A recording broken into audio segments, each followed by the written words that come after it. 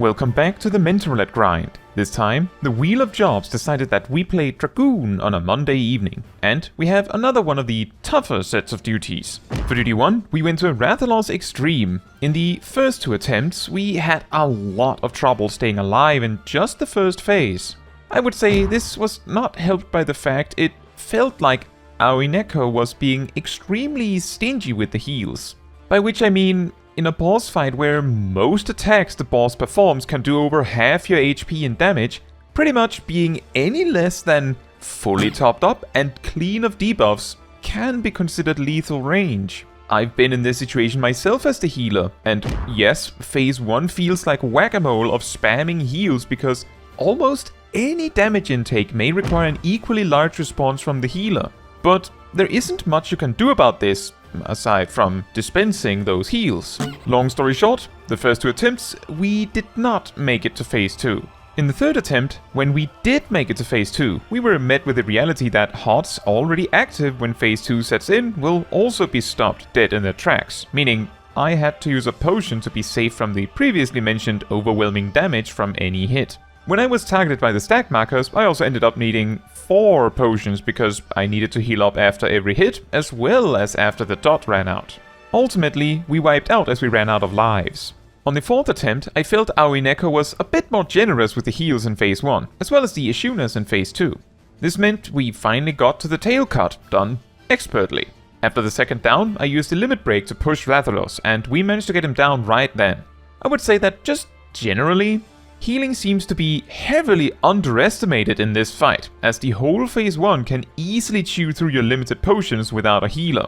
And in phase 2, every time you get a dot, that alone can eat another potion just to survive if you don't receive Ishuna help. That said, we made it through. For duty 2, we went to Sephirot Extreme as a 5-minute replacement. And look, Taldamar is a friend of mine, and Aoki knew me. Hello! I'm actually pretty sure Taldamar was here trying to queue into me. Ain't that a bit of an Uno reverse card? It turns out Izanami, Sasha and Mark were all actively trying to proc this fight through Duty Finder, and according to Taldamar, this is at least their 2nd round of attempts with the 2 healers. On our first try, both healers went down during the sprint markers and half-room cleaves, which, with no one else able to res, is a wipe. On our 2nd attempt, we make it to phase 2, and only 2 players even gets hit by the first flash pillars. However, it turns out we need to go over the orange and green debuffs, as we end up losing way too many players to those following mechanics. The long story short for those that don't know, is that the orange debuffs makes you basically immune to physical damage, while the green debuff does the same for magic. They also make you insanely vulnerable to the opposite. So the orange players need to take the pillars, or all the greens die. And the green players need to take the laser explosions, or the orange players die. I, of course, explain all this to the raid while Lala communication is happening in the background, or the foreground. On the 3rd and 4th attempts, we're back to wiping to the half-room cleaves and spread markers. A general tip here is that most players can survive getting hit by not 1, but 2 of the green markers, but being in front of Sephirot is certain death.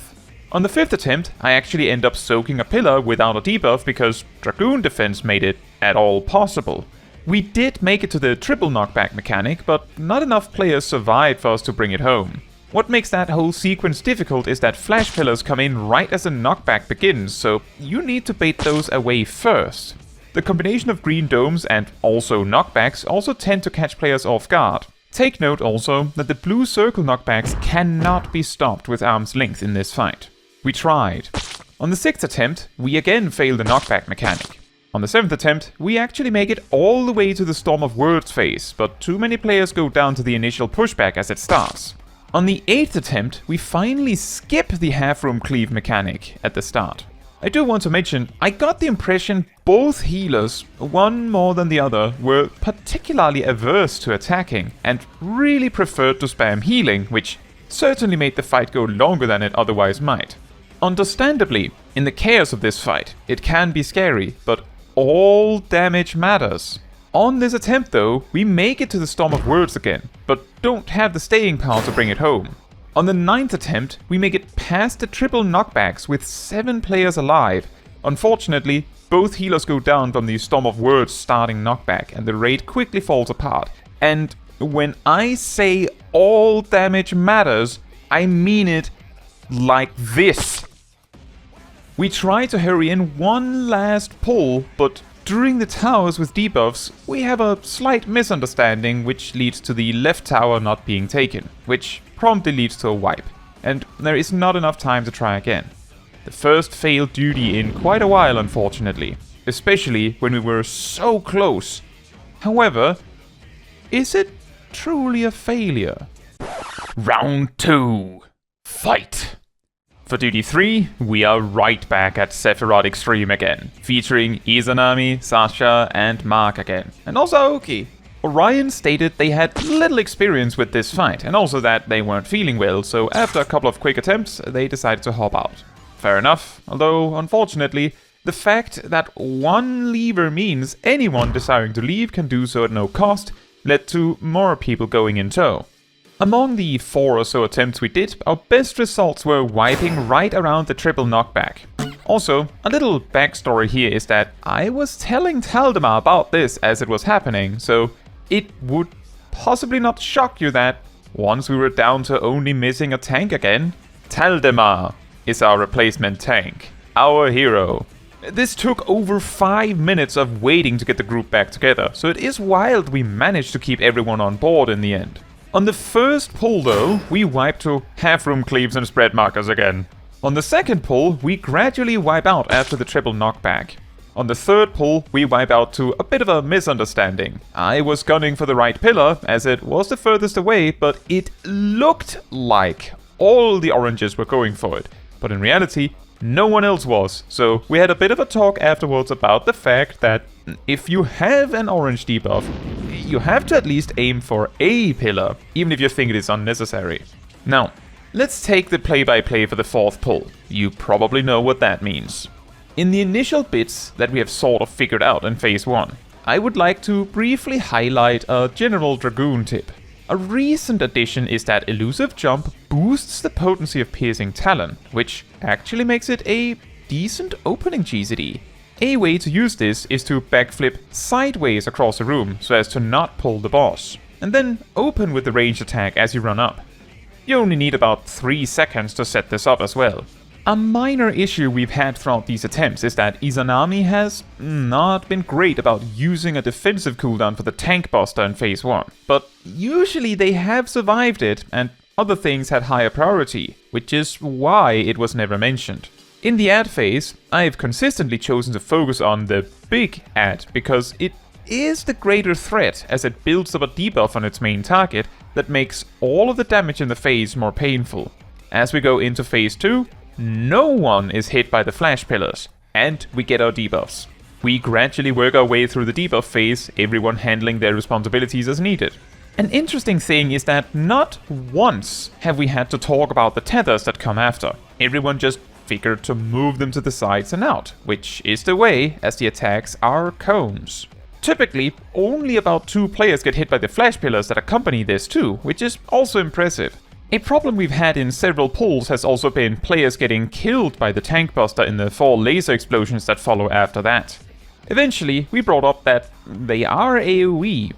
Our tanks agreeing on which pillar is taken by who also made those easy to deal with. And that is when the triple knockback comes up. Basically, everyone gets hit by a couple pillars, but somehow we survive. Much more importantly though, no one died to it or the knockbacks. So even with the damage down, we are able to keep up the pressure. In the confusion, a bunch of players get hit by the tether cones, but again, no one died. The lasers accompanied with flash pillars hit a few players as well, but again, no deaths. The final pillar soaks are dealt with, and Sephirot goes down. Congratulations to Izanami, Sasha and Mark. At the end of it all, we did recommend they try Party Finder for future endeavors like this one, as that would serve them much better when they are determined enough to repeatedly go back in again and again. For duty 4, we went to tugging twigs and stealing suffixes. All things considered, this went pretty nice and quick, although there was something funny about our tank seeming to be completely lost all throughout. I'm not sure if they used any AoE, but let's just say, good thing this is just a guild test. For duty 5, we went to A8N, Burden of the Sun, Brute Justice.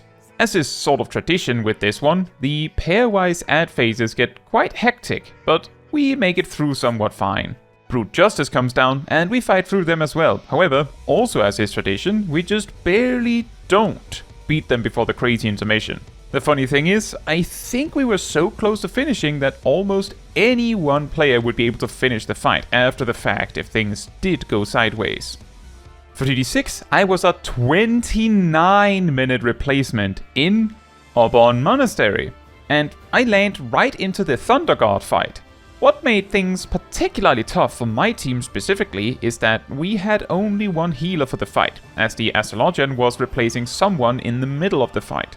It also didn't help that one or two of our DPS players leaned over to one of the other teams, so the mechanic stat required 3 players each we were lacking players for. With just a scholar to keep us alive, the party doom mechanic was also rough, and I usually ended up using all of my healing to help survive it myself. A particular highlight in this fight was that the mechanic where you have to pass around a tether ended up with me dying, because, again, we were missing people a bit, either physically or mentally. Better me than the tank though. Reminder that the debuff this tether applies makes you vulnerable to physical damage, so if the tank takes it, it is very possible they will die. Despite everything, we gradually made it through, but it took a long time. Also, it turned out Akira knew me. Hello. For the Ultima fight afterwards, we had a very funny incident. One team's tank mentioned that the damage was a bit low, which is fair, we had a lot of deaths. You know, on account of missing some people as well. That's totally fair. However, a machinist in Group A was a bit more aggressive about it, which made it a lot funnier when they died to the cross AoEs that are entirely up to yourself to dodge. Remember everyone, be kind, you don't know when your luck turns. As we were making our way to the intermission, a huge amount of players went down, yet somehow we managed to recover somewhat before the intermission itself started, with a ton of fast raises going out. We actually enter phase 2 with nearly the entire alliance back up. One mechanic that is particularly problematic in this phase is the one with the circling arrows that needs to be intercepted. Here's a quick tip. If you do intercept one, and survive obviously, you get a damage buff for like a minute. So don't be selfish, it pays. Case in point, the machinist from before insisted on taking one of them in the last bit of the fight. We ultimately made it through without a wipe. From what I could tell from the Alliance chat, the Thunder God wiped them at least once due to the big red domes exploding when they touch each other. Looking at the timer, 50 minutes for Orbonne Monastery. For Duty 7, we went to Poking Sides, and Naea knew me. Hello! I have to say, I am very glad that I have inspired a bunch of new mentors to jump into the fray to help people. For this duty, as a Dragoon, the best you can do is try to focus down the healer chanters, and then the boss. Remember, you can stun something every so often. For Duty 8, we went to Allied Raids, and, well, the tank seemed completely lost, and probably pressed buttons mostly randomly. I did try to let them know about their tank stance, without much luck. Oh well, it is just a guild test, not like it really matters. For Duty 9, I am an instant replacement in the level 100 MSQ trial. If you don't want to see that, jump to this timestamp here. That said, we of course went to Interphos. Based on what the team said, we probably had several first-timers. Going through some of the mechanics, this green floor suck-in mechanic is one of the most lethal things you'll see in a normal trial, as getting hit by it immediately one-shots you. When she said, "we require ether," she really meant it. She's hungry. Another surprisingly lethal mechanic is the coronation laser beam that 2 players get tethered to. For those that don't quite get it, the way it works is that the laser will place itself evenly between the 2 players tethered to it, based entirely on their position on the axis it is moving on. So being further away from it on the opposite axis doesn't really matter. It is a somewhat confusing mechanic, and ultimately a combination of confusion with the mechanic and the fear of movement for others ended up actually wiping us. We have a bit of a discussion in the chat with someone getting a bit passive-aggressive about it all. After all, we have many first-timers here, so it is very likely the 2 players targeted by it didn't even know how it works. We run it back. I also once again remind you all to be kind. You never know when your luck runs out. Now, for the absolute authority mechanic, which is one of the most insane mechanics in a normal trial, let's just go over it step by step. A bunch of players get flare markers. These are effectively proximity AoEs, so move away.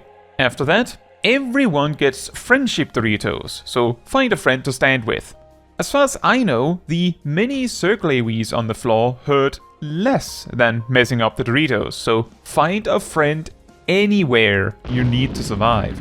After that, all players except the healers will have acceleration bombs resolving, so make sure to stop acting a moment before it hits 0. The healers instead get gaze markers centered on them, so make sure when you do stop that you're not looking at a healer. Afterwards, you will have limit break 3, so if a lot of players are dead, use that healer limit break to recover.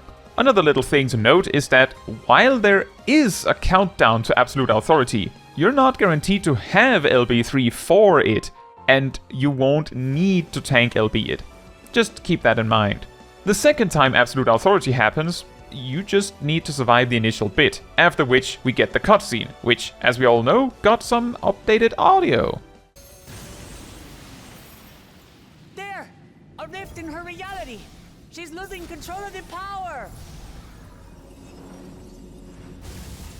Thane! Listen to me!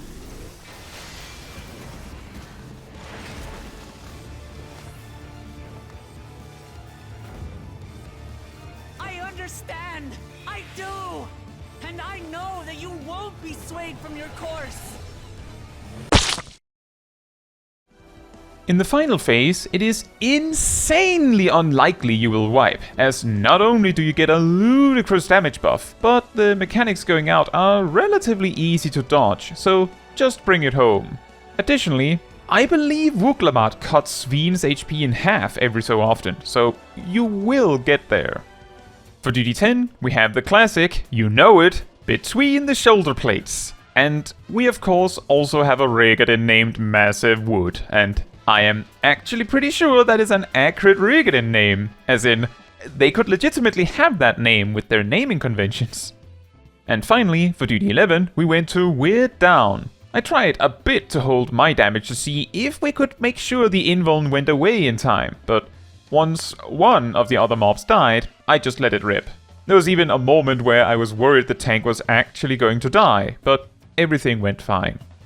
Yet another week with some wild extreme challenges in Mentor Roulette. I'm glad we managed to run it back for those proggers, but I do genuinely recommend, if you are determined enough to go in over and over, to consider getting a group together in Party Finder or in other communities, so that you don't have to rely on random players that may or may not be as determined as you. At this point, we have 9 DPS, 1 tank and 1 healer left in the roulette, leaving still an over 80% chance of a DPS. Now, that is all for this video. Thank you so much for watching. If you would like to support me and my channel more directly, you can become a member like these wonderful people here. You can also alternatively support me through Ko-Fi, link in the description. You can also support the channel by letting the YouTube algorithm know by liking the video, leaving a comment, subscribing, sharing, and hitting the bell to get notified when next I post a video. Fun fact, Elusive Jump used to be a way more incredible utility button before Shadowbringers. Not only did it use to cut your enmity in half on a 30-second cooldown, remember, although it had a 1-minute cooldown until early Stormblood, but it also removed heavy and bind statuses, and was even usable while bound. Obviously, otherwise bind removal seems kind of pointless, right? It actually still has this part of removing mobility debuffs in PvP, and even gives a speed boost there.